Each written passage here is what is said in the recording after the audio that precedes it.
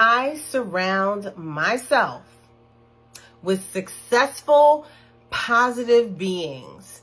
That is so important because you are the combination of the 10 people around you. So if you hang out with 9 broke friends, you are bound to be the 10th. Okay? So be mindful of your surroundings. You know, if everybody is broke, busted, and disgusted, you're going to be broke, busted, and disgusted too. Even if you have some wealth, because they're going to be all leeching off of you. And one thing that I noticed in business is that if everybody is on your level in business, then where do you go? How do you strive?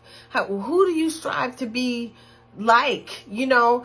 So it's a good idea to have people that you either are mentored from or something that have more intelligence than you.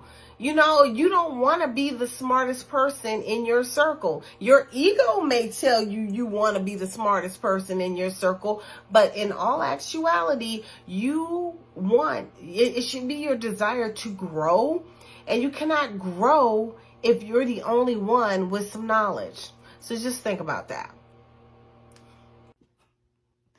Thank you for watching. Before we close, I want to invite you to join us in exploring the female divinity system using the African Goddess Initiation Manual by Abiola Abrams. We're looking for women who desire to awaken their goddess energies so that they can learn how to love themselves the most, so they can spread their magic all over the planet, so they can manifest the prosperity that is theirs by divine right, and so that they can move on this journey of theirs with ease and on purpose. The goddesses must be awakened. So if you're ready to elevate your life and you want to be a part of this mission, look in the description box or in the profile section and find the link to our sister circle and meet us on the other side.